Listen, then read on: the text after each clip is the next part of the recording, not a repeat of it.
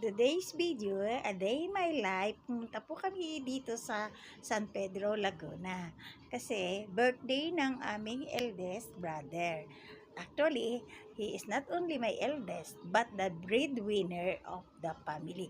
Since nang magtrabaho siya, na teenager pa siya, siya na po ang tumayong breadwinner namin.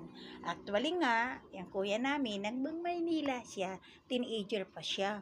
At siya, natatandaan ko kapag Christmas party sa kanilang kumpanya, ultimong pansit, ultimong apple, pinapadala niya sa amin, dinadala niya at napakasaya namin pag dumarating ang kuya namin ito.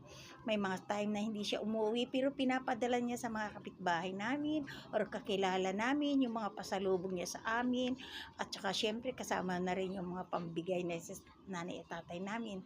Napakahirap ng buhay namin nung araw at tanging pag-asa lang namin talaga pag magpapadala ng pera ang kuya namin ito.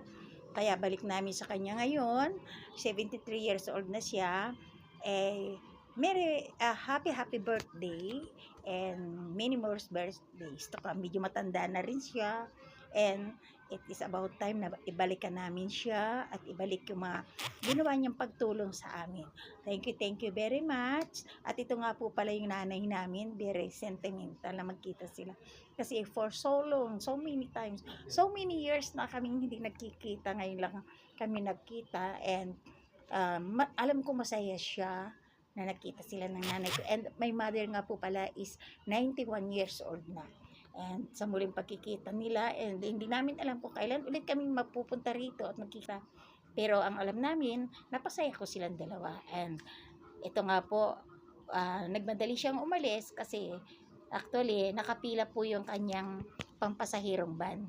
And sabi nga niya, kahit birthday niya, pumapasada pa siya kahit matanda na siya kasi ganyan po siya ka-hard work. Kailangan daw niya ng pera kasi kailangan niyang magpa-check up. Siyempre, tumatanda na at may hinihintay siyang medical record or yung resulta ng kanyang laboratory. And bago kami umalis, ito nga po pala yung pagkain na inihanda niya sa amin. Actually, nag-order lang siya sa isang fast food na pinagsalusaluhan namin yan. Ito nga po pala kasama namin sa video, yung aking anak na lalaki, and syempre, aking sister-in-law. Thank you very much, and ito lang po.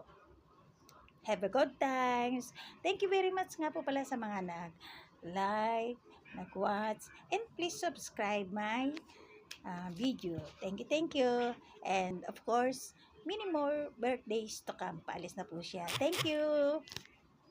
Yan. Kain na tayo. Ito po yung bahay nila dito sa Laguna.